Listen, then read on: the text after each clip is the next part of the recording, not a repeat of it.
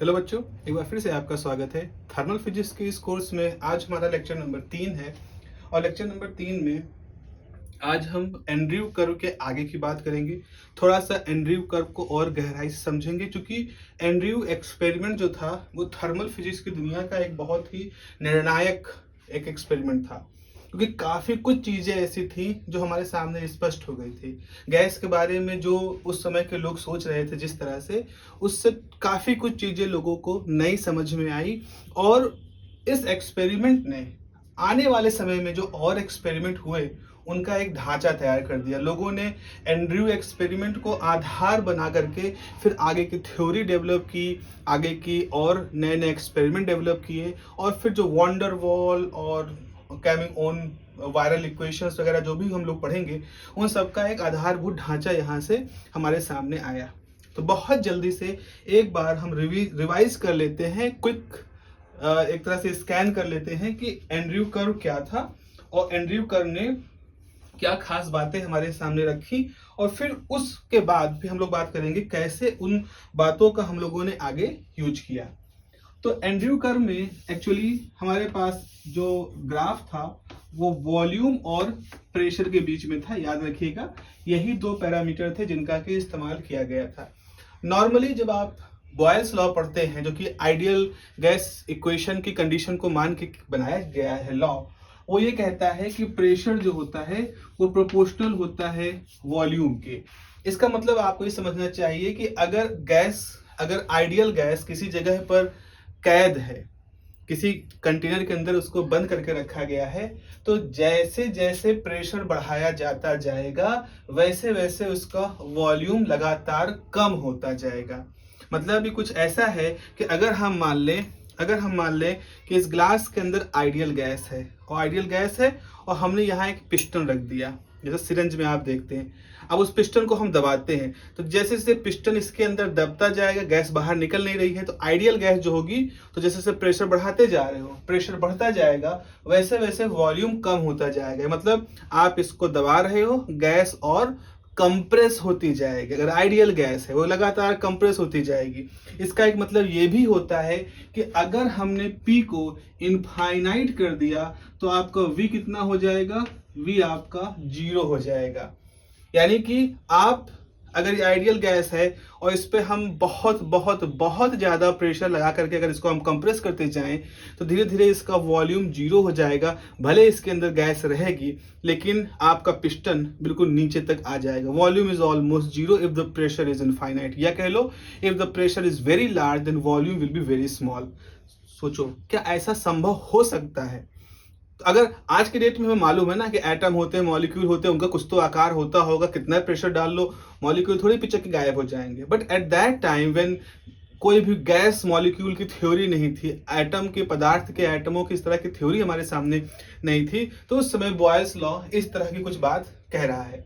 तो इसके हिसाब से, आइडियल गैस के हिसाब से, अगर आपने कोई टेम्परेचर T फिक्स कर दिया, तो जैसे जैसे आप प्रेशर बढ़ाते जाओगे आपका वॉल्यूम कम होता जाएगा, प्रेशर बढ़ाते जाओगे वॉल्यूम कम होता जाएगा, और इस तरह का एक स्मूथ कर्व आना चाहिए। देखो, जब प्रेशर यहाँ था, इसका मतलब क्या है? जब प्रेशर की ये वैल्यू थी तो वॉल्यूम की कुछ और वैल्यू थी।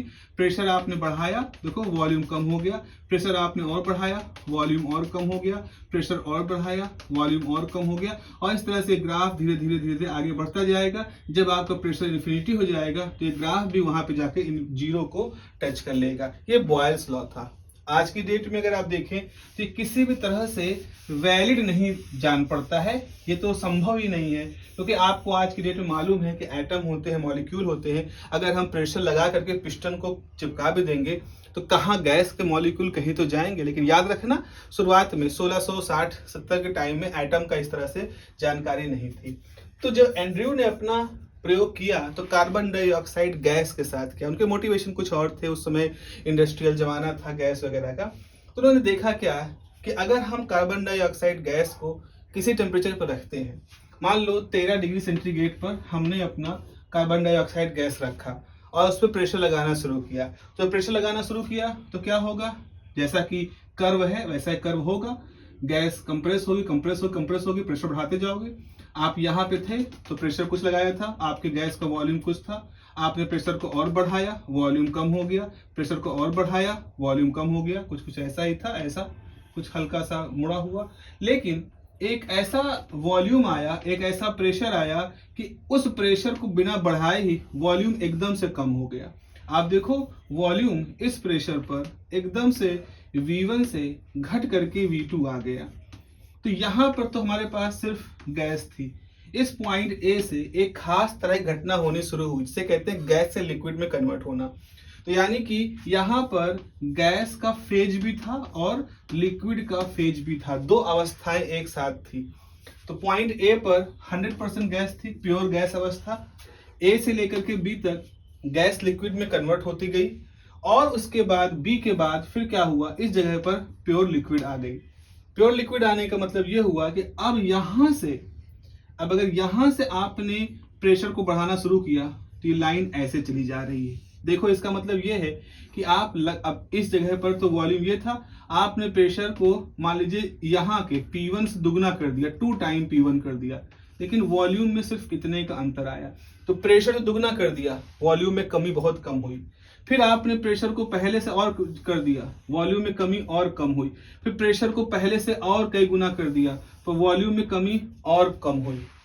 वॉल्यूम में कमी होने का मतलब है कि अगर आपने इसके अंदर रखा, अभी इतना वॉल्यूम आ चुका है, इसके बाद आप प्रेशर को 2 गुना, 3 गुना, 10 गुना, 1000 गुना कर दे रहे हो, बट वॉल्यूम इससे कम नहीं हो रहा है।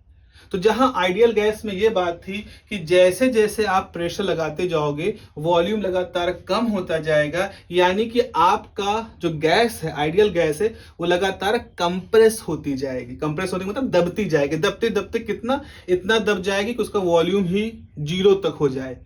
लेकिन यहां पर एंड्रयू के इस कर्व ने बताया कि भाई ऐसा नहीं है। एक समय बाद जो गैस होती है वो दबना बंद कर देती है, कंप्रेस होना बंद हो जाती है।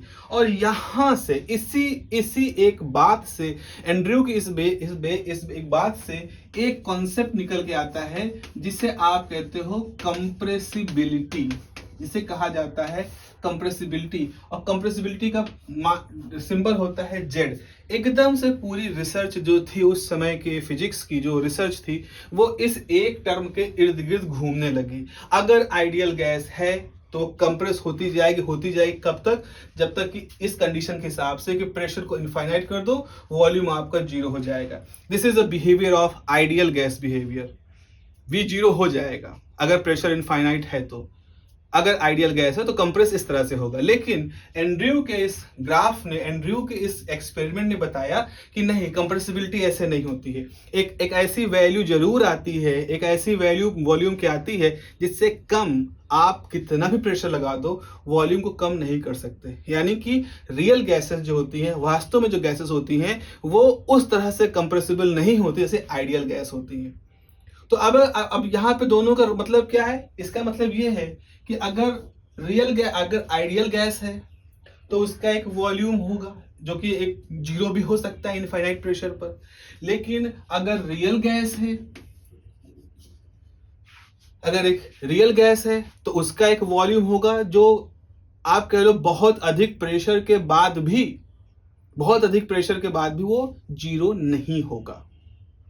तो इस तरह से ये जो 2 वॉल्यूम होते हैं, इनका जो रेशियो होता है, इन 2 वॉल्यूम का जो रेशियो होता है उसे कंप्रेसिबिलिटी कहते हैं। तो कंप्रेसिबिलिटी क्या होता है? Z बराबर होता है वॉल्यूम। अब यहां पर हम N की वैल्यू 1 कह रहे हैं, मतलब 1 मोल गैस का 1 मोल लिया है तब।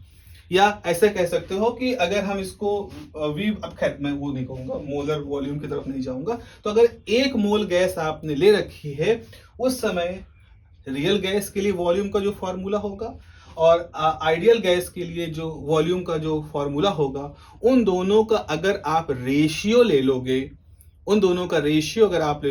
तो वो जो रेशियो होगा वही आपका कंप्रेसिबिलिटी फैक्टर कहलाता है। मैं क्यों कह रहा हूं कंप्रेसिबिलिटी फैक्टर को बार बार? ताकि आपको एक बेसिक आइडिया लग जाए। तो Z बराबर क्या होता है? V real divided by V ideal. V real क्या है? वी रियल वो है जो एक्सपेरिमेंट से हमको पता चल रहा है, क्योंकि अभी हमारे पास ऐसी कोई इक्वेशन नहीं है जो रियल गैस के वॉल्यूम का फॉर्मूला बता सके, जबकि आइडियल गैस के लिए फॉर्मूला हमारे पास क्या है? PV is equal to RT। जैसा कि मैंने कहा n बराबर 1 ले रखा है, तो यहाँ पर n आपको दिखाई नहीं पड़ रहा है। ये जो पूरी है इसको आइडियल गैस इक्वेशन कहते हैं। अब यहाँ पर V को हम क्या कहेंगे? V को हम कहेंगे V आइडियल। तो आपके पास V आइडियल का तो फॉर्मूला है जो कि हो जाता है RT बाई P, लेकिन इस V रियल को निकालने कोई फॉर्मूला नहीं है। ये V रियल आप एक्सपेरिमेंट से तो निकाल सकते हो, एंड्रयू के एक्सपेरिमेंट से आप यहां निकाल सकते हो कि इससे कम वॉल्यूम नहीं जा रहा, कितना भी प्रेशर लगा दो। गैस को तो शुरुआत की थी ना, अंदर हो गया जो हो गया, लेकिन फिलहाल इससे कम वॉल्यूम नहीं जा रहा है। तो अब हमारा मकसद क्या है? हमारा मकसद है कि इस रियल गैस के लिए भी एक मैथमेटिकल इक्वेशन को कैलकुलेट करना। हम चाहते हैं कि रियल गैस के लिए भी इक्वेशन कैलकुलेट करें, लेकिन उससे पहले हम क्या करेंगे? हम बच्चों ये काम करेंगे, जेड की वैल्यू निकालेंगे इस फॉर्मूले के हिसाब से। वी रियल को चलो हम वी ही कह देते हैं, वी आइडियल की जगह पर हम रख देते हैं RT अपॉन P। ठीक है, हमने रख दिया RT अपॉन P, तो जेड की वैल्यू क्या हो जाएगी? VP अपॉन RT, या इसको हम ऐसे लिखें PV अपॉन RT। तो जेड की वैल्यू ये हो गई। अगर गैस हमारी आइडियल है, मतलब हमने जिसके साथ प्रयोग कर रहे हैं वो भी गैस आइडियल है और जो हम फॉर्मूला है हमारी आइडियल गैस है, तो इसका मतलब है कि ऐसी स्थिति में अगर आपकी जो रियल गैस है ये भी आइडियल बिहेवियर शो कर रही है, तो जाहिर सी बात है जेड की वैल्यू 1 आ जाएगी। तो जो कंप्रेसिबिलिटी फैक्टर है ये आइडियल गैस के लिए हमेशा 1 होगा। लेकिन क्या देखा गया कि इस जेड की वैल्यू, जब रियल गैस का एक्सपेरिमेंट लोगों ने किए तो उन्होंने पाया कि इस जेड की वैल्यू 1 से ज्यादा भी हो सकती है, 1 से कम भी हो सकती है, 1 से अलग अलग तरह की गैसें अलग अलग तरह से डेविएट हो रही हैं। तो कंप्रेसिबिलिटी फैक्टर का 1 होना मतलब आइडियल गैस बिहेवियर का होना है, लेकिन कंप्रेसिबिलिटी फैक्टर का 1 से हट जाना, 1 से ज्यादा हो जाना, नेगेटिव मतलब कई तरह के, जो 1 ना होना, 1 वैल्यू ना रखना, is the signature of the real gas behaviour.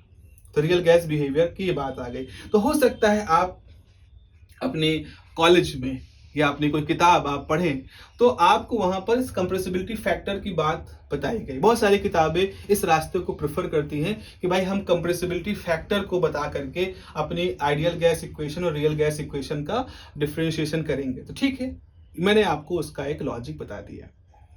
तो ये इस तरह से अब आगे बढ़ते हैं। ये कंप्रेसिबिलिटी फैक्टर की बात यहां पर हो गई। देखो बच्चों, अभी आप क्या करो, अभी आप समझने पे जोर दो। मैं ये कोर्स बीटेक वाले बच्चों के लिए बना रहा हूँ, सॉरी, मैं ये कोर्स बीटेक वाले बच्चों के लिए नहीं बना रहा हूँ, मैं ये कोर्स बेसिक साइंस के बच्चों के लिए बना रहा हूँ। वो बच्चे जो बीएससी कर रहे हैं, और तो जाहिर सी बात है गंभीरता से कर रहे होंगे, और वो वन शॉट वाला मामला नहीं है कि बस हमें एग्जाम पास करने के हिसाब से कुछ जल्दी जल्दी हवाई बता दो और हमारा एग्जाम पास हो जाए। आप विषय को जानो, जितनी मेरी क्षमता है मैं पूरी कोशिश करूंगा उस विषय को उतनी गहराई से जा करके आपके सामने रखा जाए, ताकि इस कम उम्र में, अभी आप लोग सच में कम उम्र के बच्चे हो सकता है आप 18-20 साल को टच कर रहे हो, बट 18-20 साल is not a very big age. You are not a big boys, not big girls, you are still teenager का अंतिम चरण में हो आप लोग, तो छोटे ही हो अभी।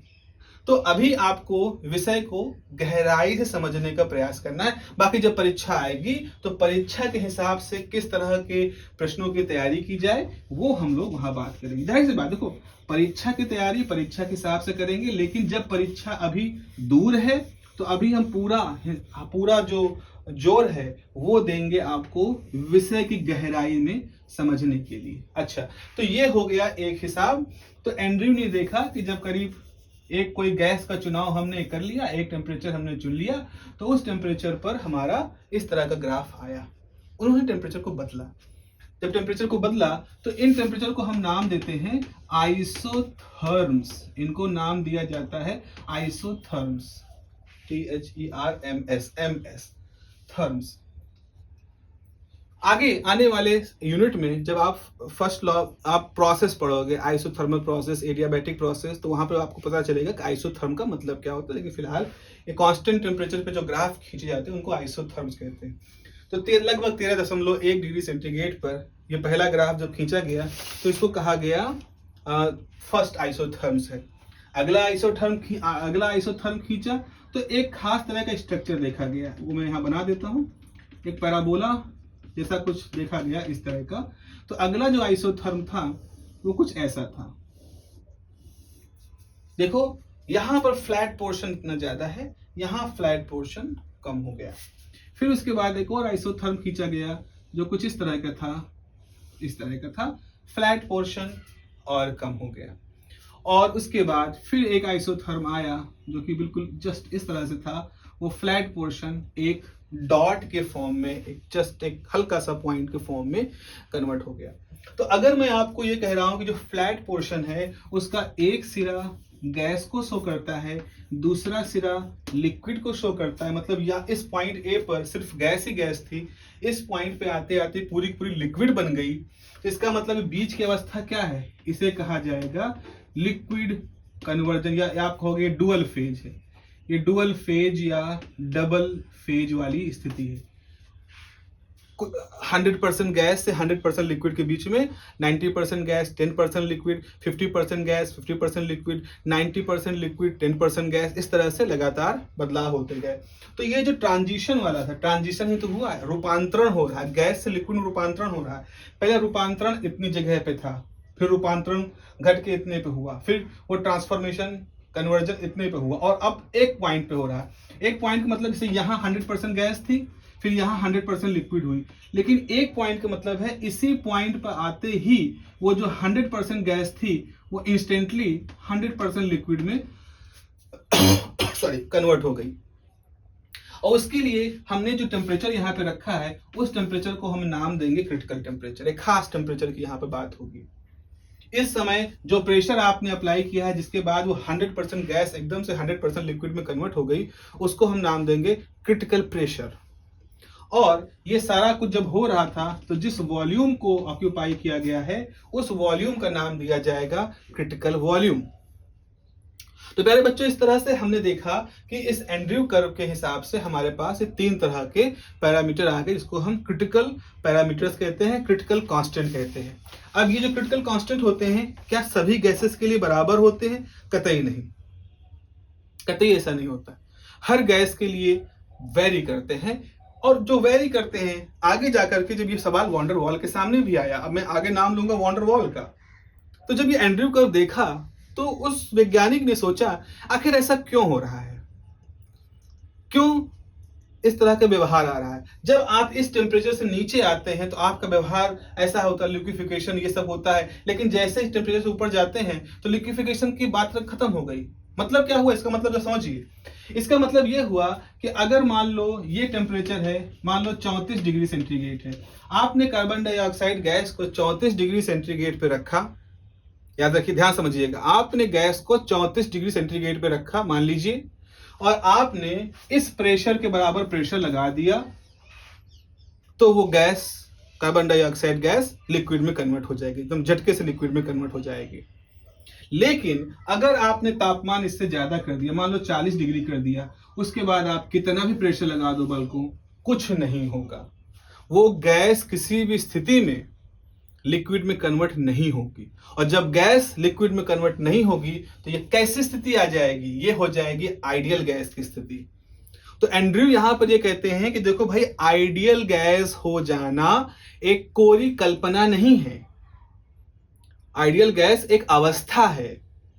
अगर आपने टेम्परेचर को एक लिमिट से ज्यादा कर दिया तो वो गैस आइडियल गैस की तरह से व्यवहार करना शुरू हो जाएगी। ऐसा नहीं होता है कि कोई गैस हमेशा आइडियल रहेगी, वो एक परिस्थिति में आइडियल बन जाएगी या आइडियल की तरह व्यवहार करेगी। लेकिन अगर वो परिस्थितियां नहीं रहेंगी तो वह रियल गैस की तरह से व्यवहार करेगी। ये सिर्फ गैसों के साथ भी नहीं होता, जरा इसको व्यापक रूप से सोचो। तुम एक ऐसे व्यक्ति की तरह से अपने आप को प्रस्तुत कर रहे हो दुनिया के सामने जो हमेशा खुश दिखता है। से सोशल मीडिया की लाइफ होती है ना, एक व्यक्ति है जो कि वो दिखा रहा है कि उसके पास कार है, घर है और बड़े लग्जरी सामान है, बड़ा खुश है, घर में हर तरफ खुशी का माहौल है। It's a very errorless situation. परिवार इसमें काने कमी नहीं है, फेम है, नेम है, दुनिया लोग ऑटोग्राफ लेने आते हैं एंड एवरीथिंग इज गुड। स्वास्थ्य अच्छा है, स्किन अच्छी है और बहुत अच्छे कैमरे से हो रहे हैं, घर बहुत अच्छा है, टीवी, एवरीथिंग इज गुड। जब ये हो जाए कि सब कुछ सबसे बहुत अच्छा है, इसका मतलब है कुछ गड़बड़ है, क्योंकि सब कुछ अच्छा होना अपने आप में ऐसा लगता है प्रकृति के नियमों के खिलाफ है। But that is a ideal behaviour. वो सिर्फ उस समय के लिए है जितने समय के लिए वो कैमरा ऑन है, शूटिंग हो रही है। अगर वो स्थितियां बदल जाएं, अगर उनका सोशल मीडिया अकाउंट ब्लॉक हो जाए, उनके आमदनी की जो जरिए हैं कम हो जाएं, उनके जो दर्शक हैं वो उनके प्रति कोई गलत धारणा बना ले, then all of sudden this whole ideal behavior shrink to real behavior। then उनका एक रियल व्यवहार निकल के आता है। वो चिड़चिड़े भी हो जा रहे हैं, वो गुस्सा भी रहे हैं, वो गलत बयान भी कर रहे हैं, वो कोई उल्टी सुल्टी आदतों में चले जा रहे हैं। तो ये जो व्यवहार हमने समझा यहाँ पर गैस की थ्योरी से, that is very much acceptable over the society and even over the human beings. हम सबके ऊपर ये अप्लाई होता है। तो यहाँ पर क्रिटिकल बिहेवियर कब आपका, ये जो क्रिटिकल कांस्टेंट है, ये व्यवहार ये दिखाते हैं कि भाई इन टेम्परेचर, इस प्रेशर, इस वॉल्यूम से अगर नीचे हो तो तुम रियल जैसे व्यवहार करोगे, लेकिन अगर इससे ऊपर चले गए then you will behave like an ideal gas. This is the finding of the Andrew experiment. ठीक है। और जो मैंने अभी आपके सामने एक टर्म रखा था कि Z बराबर PV अपॉन RT, जो कंप्रेसिबिलिटी फैक्टर कहा था, आप देखो इस कंप्रेसिबिलिटी फैक्टर में एक टर्म निकल के आता है प्रेशर और इनटू वॉल्यूम का प्रोडक्ट। आपने अगर कांस्टेंट कर दिया टेम्परेचर को, गैस तो गैस कांस्टेंट ही है, तो इस समय आपके पास क्या है, compressibility factor is PV divided by some constant. तो आगे आने वाले प्रयोग में जब हम कंप्रेसिबिलिटी फैक्टर के पॉइंट ऑफ व्यू से अपना स्टडी करेंगे, जो कि बाद में लोगों ने किया भी, ऑट ने भी किया, अमागाट ने भी किया, तो ऐसे लोगों ने जब इसका आगे एंड्रयू के बाद एंड्रयू से मोटिवेट होकर के, जैसे एमिली अमागाट थे, तो एमिली अमागाट जो थे वो एंड्रयू के काम को उन्होंने आगे बढ़ाया। उन्होंने कुछ ऐसे उपकरण बनाए, उन्होंने कुछ ऐसे पीजोमीटर्स बनाए, कुछ ऐसे बैरोमीटर्स बनाए, ऐसे इंस्ट्रूमेंट्स की उन्होंने संरचना की जो कि 3000 एटमॉस्फेरिक प्रेशर तक का भी प्रेशर लगा सकती थी। हुआ क्या, टेक्नोलॉजी का भी तो यहाँ पर रोल आ रहा है। जब बॉयल ने किया था तो उनके पास जो पंप थे, जो उस समय टेक्नोलॉजी तो 1670 में, वो कितना प्रेशर डेवलप कर पा रही थी। जैसे आप प्रेशर का मतलब, जैसे आप घरों मोटर इस्तेमाल करते हो ना, पानी को, जैसे टंकी खाली है तो टंकी भरने के लिए आपने मोटर ऑन कर दिया, तो जब मोटर ऑन होती है तो क्या करती है, ट्यूबवेल में क्या होता है, ट्यूबवेल का जो इंजन होता है वो क्या करता है, वो एक प्रेशर डिफरेंस क्रिएट करता है ताकि जमीन के अंदर जो पानी है वो पाइपों के सहारे दबाव के परिवर्तन को ही दे करके ऊपर आता है, वरना कैसे खींच सकते हो पानी को आप एक फोर्स के साथ में। तो वो जो इंजन होता है वो एक प्रेशर डिफरेंस क्रिएट करता है, इतना क्रिएट करता है कि 50, 60, 40 फुट के नीचे से अच्छा खासा पानी का वॉल्यूम बाहर है। उसका वजन भी होता है पानी जब खींचा जाता है तो प्रेशर इतना ज्यादा होता है कि पानी खींच के बाहर फेंकता है। ऐसे घर की मोटर भी काम करती है। लेकिन ये मशीन तो आधुनिक मशीन है ना, आज के जमाने की मशीनें हैं, बॉयल के जमाने में ऐसा नहीं था। तो उनके पास प्रेशर को पैदा करने की कुछ छोटी छोटी मशीनें, तरीके थे। उन्होंने उन प्रेशर के सहायता से जो कुछ कर पाए वो आपका PV is proportional to 1/V Boyle's law था। समय बदला, टेक्नोलॉजी बढ़ी, 100 साल लगभग बीते, एंड्रयू आ गए, रेनॉल्ट आ गए। तो रेनॉल्ट और एंड्रयू, इन लोगों के पास 100 साल होते टेक्नोलॉजी में भी बदलाव आए, इंजन आने लगे, तमाम तरह के इंजन की समझ बढ़ने लगी। तो उस समय वो जो इंजन्स थे उन्होंने और ज्यादा प्रेशर प्रोड्यूस किया, और ज्यादा जब प्रेशर प्रोड्यूस किया तब बॉयल्स लॉ जो कि सिर्फ यहां तक दिख रहा था, उससे आगे की भी चीजें दिखनी शुरू हुई। कम से कम प्रेशर, लार्ज से लार्ज प्रेशर तक की बात होने लगी, एंड्रयू की बात आ गई। लेकिन फिर और भी टेक्नोलॉजी डेवलप हुई। उसके बाद के जो वैज्ञानिक है उनको प्रोत्साहन मिला, उन्होंने और अच्छी मशीनें बनाई, और अच्छे एक तरह से प्रेशर क्रिएट करने वाले इंस्ट्रूमेंट बनाए। 3000 एटमॉस्फेरिक प्रेशर तक का प्रेशर ला सकने की क्षमता बनाई। फिर उन्होंने वो सारे प्रयोग किए और देखा कुछ नए रिजीम हमको दिखे।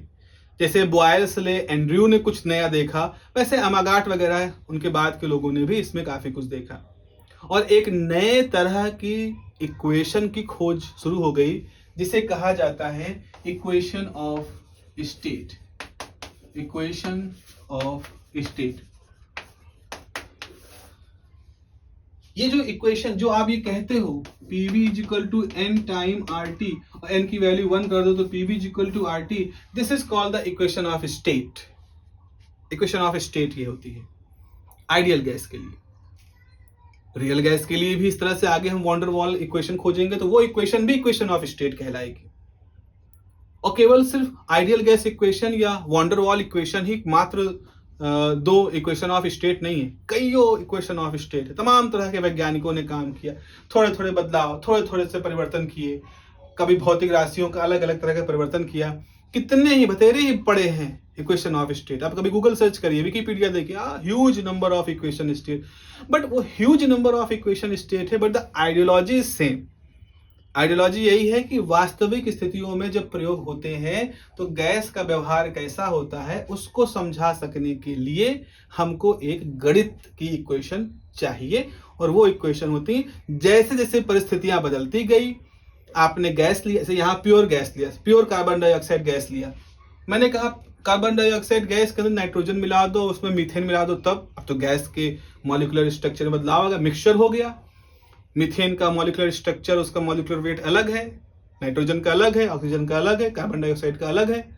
तो ऐसे के लिए वॉन डेर वाल इक्वेशन में कुछ ना कुछ परिवर्तन होंगे ही। हुए, भाप आपने डाल दी, आपने कार्बन डाइऑक्साइड के साथ भाप भर दी, तो भाप तो एक अलग तरह से व्यवहार करती है, H2O है। या आपने दो ऐसे गैसें ली जो रिएक्ट कर जाती हैं, और रिएक्ट करके जब आपने दो सिलेंडर भरे, एक X भरा एक Y भरा और मिल करके Z बन गई, अब उस जेड का अलग तरह का व्यवहार हो गया, तो उसके लिए इक्वेशंस में कुछ ना कुछ परिवर्तन होंगे। तो ये छोटे छोटे अपने हिसाब से सिग्निफिकेंट परिवर्तन होते गए। तो आपको ये नहीं आना है, आपको सब कुछ याद करना है, वो सब कुछ आना भी नहीं है। हो सकता है अगर ये शायद आपके लिए शायद उतना जरूरी ना हो, बट मेरा ये कहना है कि एक बार उस विचार श्रृंखला को आप फॉलो करते रहो। थोड़ी देर के लिए मेरी विनती है बच्चों, ये थोड़ी देर के लिए भूल जाओ कि what is important for exam, what is important for passing exam. थोड़ी देर के लिए सिर्फ ये रखो, what thoughts are important to understand this subject, this is very important. थोड़ा अपने आप को भाग्यशाली महसूस करो कि तुमको ईश्वर ने यह मौका दिया है कि तुम इस विषय को पढ़ पा रहे हो। मैं तो सिर्फ एक कारण हूं, मैं सिर्फ एक कारण हूं, मैं एक माध्यम हूं जिसके माध्यम से आप पढ़ रहे हो। बहुत सारे साधन हैं आपके पास, यूट्यूब पे बहुत सारे वीडियो हैं, बहुत सारे प्रोफेसर्स के वीडियो हैं, बहुत सारी किताबें हैं। आपके यहाँ प्रोफेसर हैं, आपके कॉलेज प्रोफेसर हैं, आप कोई बहुत अच्छे सीनियर हैं, कई साधन हैं सीखने के। बट आपको अपने आप को भाग्यशाली मानना है कि आपको ये थर्मल फिजिक्स, ये मॉडर्न फिजिक्स, ये मैथमेटिक्स सीखने का एक बड़ा ही सुनहरा मौका भोलेनाथ ने दिया है। तो हमें उस मौके का इस्तेमाल करना है। हमें इस विषय को जितना अच्छे सीख सकते हैं, जितनी क्षमता है। ऐसा नहीं कि you need to know the ultimate truth that is beyond the range. बाल बुद्धि से या मेरी बुद्धि से जितना हो सकता है वही हो सकता है, बट जितना हो सकता है उतना करना जरूरी है। ठीक है, चलिए, तो अब हमारी जो खोज है वो इक्वेशन ऑफ स्टेट की तरफ है। और वो इक्वेशन ऑफ स्टेट जो है वो इस तरह से PV और RT और ये जो फिजिकल पैरामीटर्स हैं इनके बीच में बनाया गया एक रिलेशन होता है, जिसी को हम इक्वेशन ऑफ स्टेट कहते हैं। और वॉन डेर वाल इक्वेशन भी एक तरह की इक्वेशन ऑफ स्टेट है। इसके बाद फिर क्या हुआ, मैं एक जल्दी से लिखवा देता हूं, हालांकि ये बहुत ज्यादा महत्वपूर्ण वर्तमान परिस्थितियों में नहीं रह गया है। आज की परिस्थितियों का मतलब, आज जब आपको अपने यूनिवर्सिटी के एग्जाम में कुछ ही 5 क्वेश्चन करने होते हैं और बहुत ही सीधा सा एग्जाम होता है, लेकिन जैसा कि मैंने बताया, समझने की स्थिति जो है, समझने का जो हमारा मकसद है, उसके हिसाब से एक अच्छा टॉपिक है हमारा अमागाट एक्सपेरिमेंट। अमागाट एक्सपेरिमेंट लिखेंगे heading अमागाट्स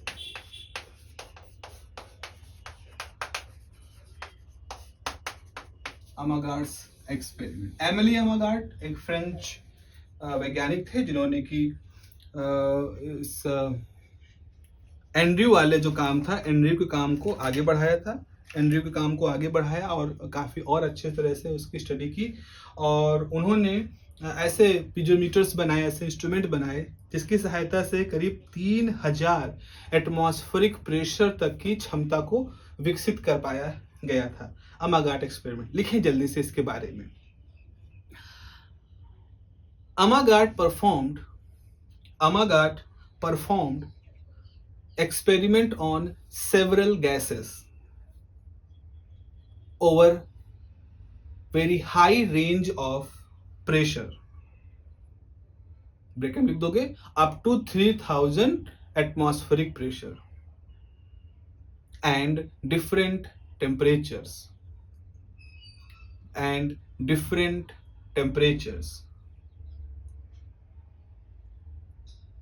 full stop. The findings of Amagat experiments are as follows.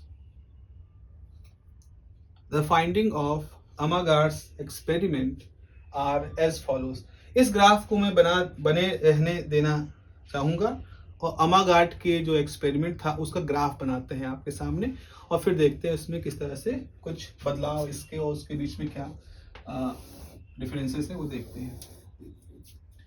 Amagat ने क्या किया, क्योंकि जैसा मैंने बताया एंड्रयू के कर्व के आगे की बात हुई और एंड्रयू के कर्व से आगे आते आते वो जो अभी मैंने आपको कंप्रेसिबिलिटी और वो सारी चीजें बताई थी वो भी इसी बीच में हुई। तो कंप्रेसिबिलिटी वाले फैक्टर को मैं यहाँ पे लिख देता हूँ, Z बराबर होता है PV/RT। तो अगर आपने कांस्टेंट T को कोई कांस्टेंट वैल्यू दे दी है तो उस स्थिति में Z जो है वो PV के हिसाब से चेंज होगा।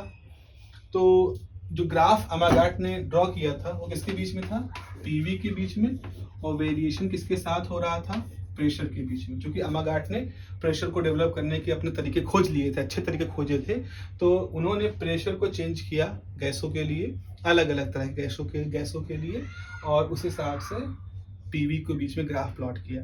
अब यहाँ पर उन्होंने ये प्रयोग कई सारी गैसों के लिए किया, मतलब बड़े मेहनती व्यक्ति थे, बड़े गुणी व्यक्ति रहे हैं वो। उन्होंने बड़े मेहनत के साथ कई गैसों के लिए किया। हम कोई एक गैस ले लें, सपोज नाइट्रोजन गैस के लिए हम अपना ये वेरिएशन शो कर रहे हैं। यहाँ पर सबसे पहले इसको बनाने से पहले हम एक कर्व बना लेंगे, चलिए कर्व हमारा कुछ ऐसे होगा।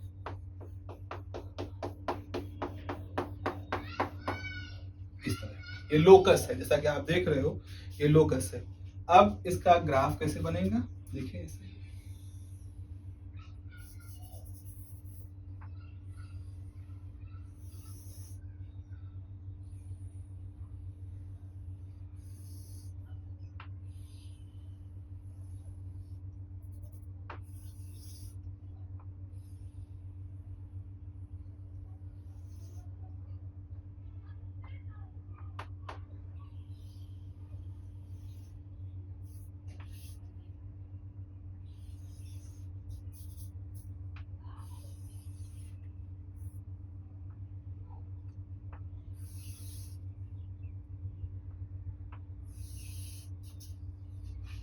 देखिए यहाँ पर ये हमारा ग्राफ है, एक किसी गैस के लिए ये हमारा ग्राफ है।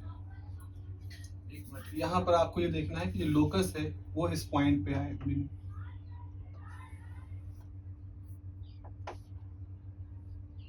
ठीक है, तो आप देखो यहाँ पर एक चीज खास बात कि गैस जैसे प्रेशर बढ़ाना शुरू कर देता है, आपने कुछ प्रेशर जैसे यहाँ पे रखा है, तो ये अब ये बिल्कुल जीरो का तो नहीं, थोड़ा जीरो, ये वैल्यू जीरो नहीं, क्योंकि जीरो पे तो सब जीरो हो जाएगा। ये थोड़ा कोई प्रेशर रखा, एटमॉस्फेरिक प्रेशर, तो कुछ वॉल्यूम था, तो आपका ग्राफ यहाँ शुरू हुआ। जैसे से आपने प्रेशर बढ़ाना शुरू किया तो आप देखते हो ग्राफ पहले नीचे की तरफ आता है और एक स्थिति ऐसी आ जाती है कि आपका जो ग्राफ है वो PV के पैरेलल हो जाता है। देखो ये लाइन लगभग पैरेलल है। ये जो पैरेललिज्म है, जो पैरेलल हुआ है, ये क्या शो कर रहा है, ये शो कर रहा है ये वाला हिस्सा। जैसे यहाँ पर आप देखो वॉल्यूम के पैरेलल में ये स्ट्रेट लाइन है जो कि लिक्विफिकेशन को शो कर रही है कि गैस से लिक्विड में कन्वर्जन हो रहा है। वैसे ही इस अमागाट कर्व के अंदर चूंकि चीजें बदल गई है ना, यह प्रेशर और वॉल्यूम के बीच में ग्राफ था तो थोड़ा सा इस तरह ग्राफ दिख रहा था, जैसा कि इसे इसे इंडिकेटर डायग्राम कहते हैं, जैसा कि ट्रेडिशनली बॉयल ने यूज किया था। लेकिन जब कंप्रेसिबिलिटी वाली बात आई, जो कि मैंने इससे पहले आपको बताया है, तो कंप्रेसिबिलिटी वाली बात आई तो उस समय के लोगों ने समझा और जाना और कहा भी कि compressibility is a more valid एक तरह से पैरामीटर है, जिससे हम आइडियल गैस और रियल गैसेस के व्यवहार को स्पष्ट रूप से दिखा सकते हैं। अगर किसी गैस के लिए जो कर्व है वो कंप्रेसिबिलिटी फैक्टर 1 दिखा रहा है, इसका मतलब वो आइडियल गैस का बिहेवियर शो कर रहा है, और अगर किसी के लिए 1 से अलग दिखा रहा है, इसका मतलब रियल गैस शो कर रहा है। कंप्रेसिबिलिटी में अगर कांस्टेंट टेम्परेचर कर दोगे तो आपके पास पीवी आता है, तो बेहतर ये होगा, कंप्रेसिबिलिटी की जानकारी अगर आपको पानी है तो आप अपने ग्राफ को पीवी के साथ में प्लॉट करो। तो जैसे पीवी की जो भी वैल्यूज आएंगी सीधे तौर पर हम उसको आरटी से डिवाइड करके कंप्रेसिबिलिटी फैक्टर निकाल सकते हैं। ये इसका बेसिक आइडिया था। तो आपने गैस का कोई टेम्परेचर रखा, अब यहाँ कोई टेम्परेचर T1 है, कोई टेम्परेचर T2 है, अब मान लो ये एक कोई टेम्परेचर क्रिटिकल टेम्परेचर TC। अब देखो यहाँ पर क्या है, ये फ्लैट पोर्शन थोड़ा सा है। अब ये जो फ्लैट पोर्शन है ये दिखा रहा है कि देखो यहाँ फ्लैट पोर्शन ज्यादा है ना, तो ये फ्लैट पोर्शन ज्यादा शो कर रहा है कि लिक्विफिकेशन का जो फेज है वो लंबे समय तक कन्वर्ट होता रहा। जैसे यहाँ पे देखो इतने लंबे वॉल्यूम तक वो गैस से लिक्विड में कन्वर्ट होता रहा। फिर जैसे यहाँ ये हिस्सा सिकुड़ गया, गैस से लिक्विड में होने वाला हिस्सा सिकुड़ गया, तो वैसे देखो यहाँ पर भी ये श्रिंक कर गया। फिर देखो यहाँ पर और छोटा हो गया, तो आप आगे देखो कर्वेचर और छोटा हो गया। फिर जाके एक पॉइंट आ गया, तो आप देखो जस्ट एक पॉइंट आ गया। और जब ये पॉइंट आया तो जो टेम्परेचर क्रिटिकल टेम्परेचर था, तो यहाँ पर भी एक पॉइंट आया, जबकि टेम्परेचर क्रिटिकल टेम्परेचर हो गया। और उसके बाद फिर क्या हुआ, अगर आप क्रिटिकल टेम्परेचर से ऊपर जाते हो तो वो जो ग्राफ में वो मिनिमा आ रहा था, ये मिनिमा ही तो है, इसे ग्राफ में एक मिनिमा यहाँ आया, फिर मिनिमा यहाँ आया, फिर मिनिमा यहाँ आया, फिर यहाँ आया, फिर यहाँ आया, फिर मिनिमा जो है आपका इस जगह पे आया, उसके बाद ग्राफ है। तो मिनिमा जो है वो कैसा एक लोकस फॉलो कर रहा है, एक पैराबोलिक जैसा कुछ लोकस फॉलो कर रहा है। ये जो को जहां पे टकराता है, जहां पर ये काटता है, ये जो लोकस है, ये जहां पर काट रहा है, इसके बाद का जो टेम्परेचर है इसको हम नाम देते हैं बॉयल टेम्परेचर। और जो ये कर्व होता है, ये जो कर्व होता है, इस कर्व को हम नाम देते हैं बॉयल कर्व। आप इसको कह सकते हैं Boyle curve, and this is the Boyle temperature. Boyle temperature को हम कई तरीके से निकालेंगे। बॉयल टेम्परेचर एक सिग्निफिकेंट टर्म है आपके इस थर्मल फिजिक्स के कैलकुलेशन में। आप यहाँ पर 3 तरह के टेम्परेचर पढ़ोगे, मैं आपको पहले से बता देता हूँ। आपने क्रिटिकल टेम्परेचर पढ़ा, एंड्रयू कर्व से आपको क्या मिला, क्रिटिकल टेम्परेचर TC, इसको हम सिंबलाइज करते हैं।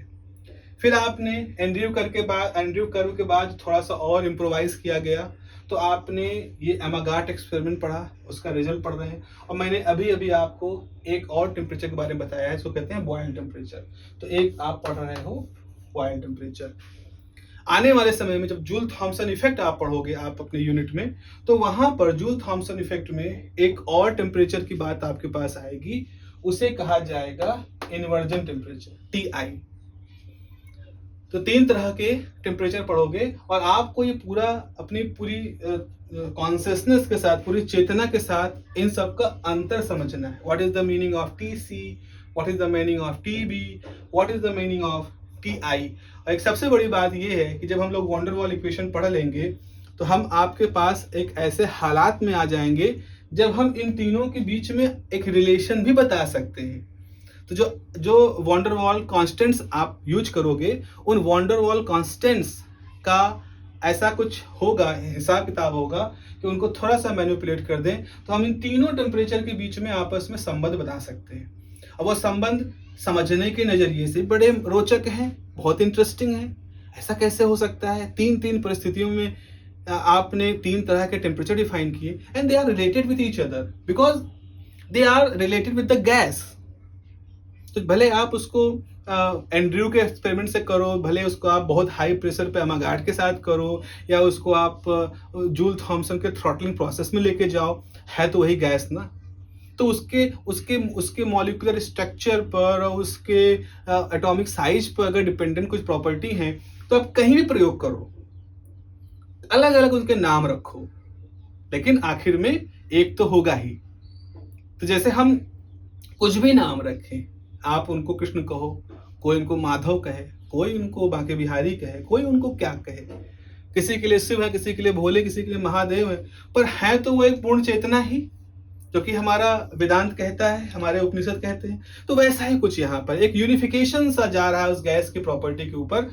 अलग अलग चरणों में लोग अलग अलग उनके नाम निकाल रहे हैं और अलग अलग तरीके से पुकार रहे हैं। चलिए आगे बढ़ते हैं। तो ये जल्दी से आप ये बना लें, इस ग्राफ को बना लेंगे और उसके बाद लिखना क्या है आप कुछ पॉइंट नोट कर लें, तो इससे हमारा ये टॉपिक आज का पूरा हो जाएगा। पहला पॉइंट लिखो, लिख दिया। पहले लिखना क्या था, पिछला सेंटेंस हमारा खत्म हुआ, the finding of the Amagat experiments are as follows, और आपने ग्राफ बना दिया।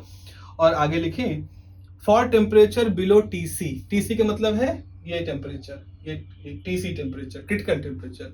For temperature below TC isotherms have a straight portion, isotherms बैठ जाते हैं। देखो ये आइसोथर्म्स हैं, कांस्टेंट टेम्परेचर पे खींचे गए ग्राफ है तो आइसोथर्म्स हैं। तो अगर आप टीसी के नीचे देखो तो थोड़ा स्ट्रेट पोर्शन यहाँ भी है, थोड़ा स्ट्रेट पोर्शन यहाँ भी, थोड़ा स्ट्रेट पोर्शन यहाँ भी है। टेक्निकली इसको हम पैरेलल कह सकते हैं, मतलब नॉट स्ट्रिक्टली पैरेलल। कुछ किताबें इसको ऐसे बना देती है, ग्राफ को मैं जस्ट ऐसे कर देता हूँ, ऐसे करके यहाँ ऐसे करके बिल्कुल सीधी लाइन खींच देती है, ऐसे लाइन खींच देती है, फिर इसको ऐसे करती है, फिर इसको शो करके ऐसे करके, फिर यहाँ पे करके सीधी लाइन खींच के ऐसे कर देती है, तो जिसे शो कर सके कि ये पीवी के पैरेलल है, but not exactly parallel, still showing the liquefaction process. तो उसको मैं शब्दों में बोल रहा हूँ, ग्राफ में तो थोड़ा सा फ्रीडम ले ली है उसकी। तो पहला पॉइंट लिखो इसमें, for temperature below TC isotherms have a straight portion, isotherms have, isotherms मतलब है ये सारे ग्राफ जो कांस्टेंट टेम्परेचर पे have, isotherms have straight portion almost parallel to PV axis. This is the PV axis, almost parallel to PV axis. Full stop. This shows condensation in gas. This shows condensation. Condensation मतलब क्या होता है, संपीड़ित होना, gas का liquid में convert हो जाना। Condensation in gas where at constant pressure volume decreases. Condensation का मतलब क्या हुआ, जैसे यहाँ पे तो कंडेंसेशन का मतलब क्या हुआ, गैस से लिक्विड में कन्वर्ट हुआ तो एक कांस्टेंट टेम्परेचर पर वॉल्यूम कंडेंस हो गई। ऐसे यहाँ पर भी एक कोई प्रेशर रहा होगा, लेकिन चूंकि ये पीवी प्रोडक्ट है तो पी तो आपका ये फिक्स है, लेकिन वी चूंकि कम हो रहा है, इसीलिए यहाँ पर एक कांस्टेंट प्रेशर पर पीवी का प्रोडक्ट कम हो रहा है। पी तो फिक्स है पर वी कम होने से पीवी कम हो रहा है, इसीलिए वो स्ट्रेट पोर्शन आ रहा है। तो यहाँ पे लिखोगे where this shows condensation in gas where at constant pressure volume decreases. दूसरा पॉइंट लिखोगे, as temperature increases the curvature of isotherm decreases. As temperature increases the curvature of isotherm decreases, मतलब देखो जब टेम्परेचर इतना कुछ कोई लो टेम्परेचर था, कितना टेढ़ा मेढ़ा ग्राफ था, कितना कर्वेचर था, थोड़ा तापमान बढ़ा कर्वेचर थोड़ा कम हुआ, थोड़ा और तापमान बढ़ाया थोड़ा और कर्वेचर कम हुआ, किसी हाई टेम्परेचर थोड़ा बढ़ गए टीसी पर, कर्वेचर हल्का सा हुआ, बस लिक्विफिकेशन यहाँ हो ही रहा है। आप और चले जाओ और हाई टेम्परेचर पर तो थोड़ा स्ट्रेटनेस आ रही, कर्वेचर कम हो रहा है। तो वही आपने लिखा है, curvature of isotherm decreases. Full stop. At temperature TC, at temperature TC, critical temperature पर at temperature TC the straight portion in isotherm disappear, the straight portion in isotherm disappear। ठीक है, देखो बस आया हल्का सा यहाँ मुड़ा, अब चला गया, तो यहाँ थोड़ा स्ट्रेट पोर्शन था वहां हट गया। तीसरा point, the minimum of isotherm, इनकी बात कर रहे हैं, ये मिनिमा है, the minima of isotherms, the minima of isotherm shifted, the minima of isotherm shifted away from the origin, away from the origin towards the right hand, towards the right side, away from the origin towards the right side. पूरा लिख लो, मैं बताता हूँ फिर आगे। As temperature increases, फिर से बोल दे रहे हैं, the minimum of the isotherm shifted away from the origin towards right hand side as temperature increases, full stop, after specific temperature. आगे हम लोग बात करेंगे स्पेसिफिक टेम्परेचर क्या होता है, वो इन्वर्जन वाली जो बात कर रहे हैं वहां से पलट गई, इन्वर्जन मतलब पलट गई, बाजी ही पलट गई। After specific temperature this minima location, after a specific temperature this minima location is started to shift towards left, started to shift towards left, bracket लिख दो, towards the origin, towards the origin, full stop. In this way locus of this minima position is of parabolic nature. In this way the location of this minima position is of parabolic nature.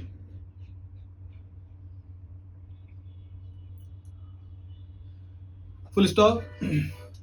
this parabola, this अगले paragraph लिखेंगे, this parabola cut the PV axis, ये y axis, this parabola cut the PV axis, bracket लिख दोगे y axis, PV axis, ये PV axis bracket में y axis at some higher temperature। देखो यहाँ पर जहाँ कट किया वहां हमने एक टेम्परेचर डिफाइन किया, इस कट के बाद से जो आइसोथर्म है उसके लिए हमने एक टेम्परेचर डिफाइन किया, क्योंकि वो बिल्कुल स्ट्रेट लाइन है ना, ये वाला देखो ये पूरा स्ट्रेट लाइन है। तो यहाँ पे लिखोगे the at some higher temperature called the Boyle temperature, called the boil temperature. So this is a parabola cut the PV axis bracket में y axis at some higher temperature called the boil temperature.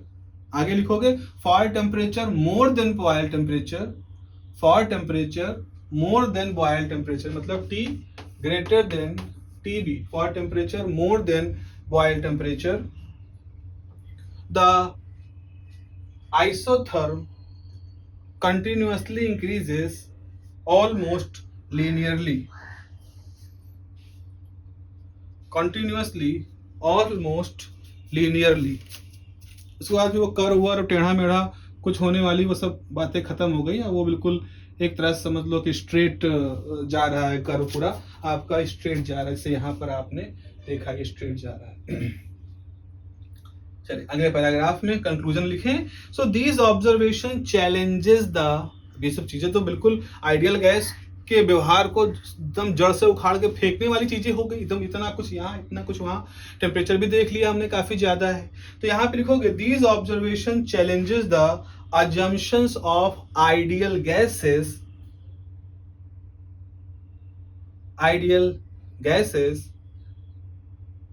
and hence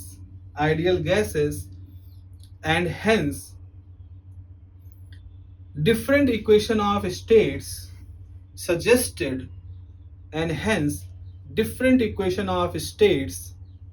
suggested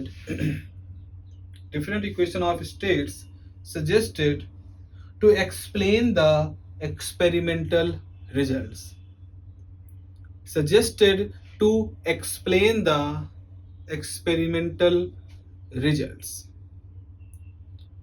तो अब यहां से अगले topic की भूमिका बनती है।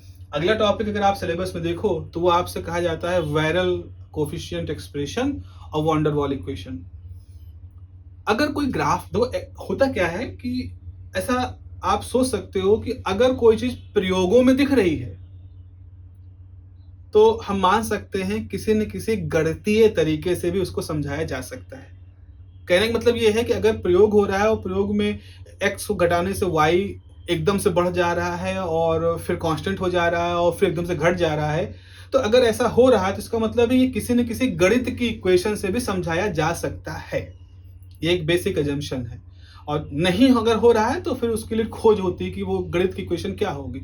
गणित की क्वेश्चन के लिए हम इतना ललायत इसलिए रहते हैं क्योंकि गणित एक बार अगर हमारे सामने आ गई तो हम उस गणित के साथ बहुत कुछ तोड़ मरोड़ करके उसमें बहुत सारे ऑपरेशन लगा करके थ्योरम वोरम लगा करके कुछ ऐसी स्थितियों के बारे में कल्पना कर सकते हैं जिनका प्रयोग करना अभी संभव नहीं है। क्योंकि अब होगा क्या, अब हर चीज का आप प्रयोग नहीं कर सकते हो, महंगा भी होता है प्रयोग करना, बड़ा बड़ा मुश्किल काम होता है। लेकिन गणित में डिफरेंशिएट इंटीग्रेट ये सब तो कर सकते हो। तो आपके पास अगर किसी सिचुएशन की मैथमेटिक्स आ गई तो अब आपके पास ये है कि आप उस मैथमेटिक्स में कई सारी स्थितियां परिस्थितियों का एनालिसिस कर सकते हो और फिर उसमें जो सबसे उपयुक्त कोई स्थिति हो उसके लिए प्रयोग करो। वरना इतना अंधा प्रयोग कहाँ तक करते रहोगे, कहाँ तक तुम ये उठा रहे हो उसको खींच रहे हो उसको कर रहे हो। It's a very very very difficult task. That is why people are interested to develop some mathematics. So चूंकि इतना सारा कुछ प्रयोगों से हमको समझा दिया गया तो फिर अब प्रयास शुरू हुआ कि भाई प्रयोग तो बहुत हो गए और बड़ा क्रांतिकारी प्रयोग हो रहे हैं, एकदम सब चीजें ही उलट के रख दी गई हैं यहाँ पर, एकदम से लिक्विफिकेशन और क्या क्या सब कुछ यहाँ खत्म हो, critical temperature, critical pressure, Boyle temperature, ये सब आ गया है। Now it's time to develop some mathematical model. और उस मैथमेटिकल मॉडल को डेवलप करने के लिए दो वैज्ञानिक का नाम यहाँ पर लेना जरूरी है मुख्य रूप से। एक तो थे क्रैमिंग ओन, 1901 में उन्होंने इक्वेशन ऑफ स्टेट दी। और क्रैमिंग ओन और भी आगे आने वाले समय में बहुत बड़े व्यक्ति बन के आए। उन्होंने सुपर कंडक्टिविटी खोज की, उन्होंने सुपर फ्लूइडिटी की खोज की, उन्होंने हीलियम को लिक्विफाई किया, उन्होंने पूरी क्रायोजेनिक की दुनिया खड़ी कर दी। एक ऐसा व्यक्ति जो कम से कम 4 बार फिजिक्स का नोबेल पुरस्कार जीतना चाहिए था, उसको एक बार फिजिक्स का पुरस्कार दिया गया, नोबेल पुरस्कार उसको दिया गया था, उनको दिया गया था। शुड बी थोड़ा सा उनके लिए आदर वाली बात है ये। तो उन्होंने एक mathematical, he was a great experimentalist, पर उनका थ्योरी में भी हाथ मजबूत था। तो उन्होंने एक वायरल इक्वेशन दी थी। अब यहाँ वायरल का मतलब फोर्स होता है, वायरल फीवर वाला वायरल नहीं है, वायरल जो होता है इसका मतलब होता है फोर्स। तो ये एक ऐसी इक्वेशन थी जो कि इंटरमॉलिक्यूलर फोर्स को इंक्लूड करते हुए बनाई गई थी। अब इंटरमॉलिक्यूलर वाली फोर्स की जो बात है ये हम लोग आगे करेंगे जब हम लोग वॉन्डर वॉल इक्वेशन और आगे पढ़ेंगे। तो अगले क्लास में हमारी प्रयास ये रहेगा बच्चों कि वायरल इक्वेशन को मैं समझा दूं और आपको वॉन्डर वॉल गैस इक्वेशन भी समझा दें, सो दैट कि एक ही उस वीडियो के अंदर आपको इक्वेशन ऑफ स्टेट की सारी जानकारी मिल जाए। एक बार आपके पास अगर इक्वेशन ऑफ स्टेट की सारी जानकारी आ जाएगी तो आप समझिए आपकी इस यूनिट में बहुत कुछ बचेगा नहीं, क्योंकि उसके बाद आगे जो कुछ भी है वो सिर्फ उस इक्वेशन ऑफ स्टेट जो है, van der Waals equation of state जो है उसी का ही डेरिवेटिव है। कोई डिफरेंशिएट कर रहे हो, कहीं उसमें कुछ नॉर्मलाइज कर रहे हो, ऐसा करके आप अपनी पूरी यूनिट को वहाँ पर कंप्लीट कर सकते हैं। सो इतना है जो हमको अगले 2-3 लेक्चरों में कंप्लीट करना है। तो ठीक है, चलिए चलते हैं। और अगर आपको, और मैं बहुत जल्द मैं कोशिश करूंगा कि आपके सामने शेड्यूल दे दें ताकि आपको मालूम हो कि मुझे किस किस दिन आकर के थर्मल फिजिक्स को पढ़ना है। ठीक है, अपना ध्यान रखिए। Have a nice day, take care, bye bye.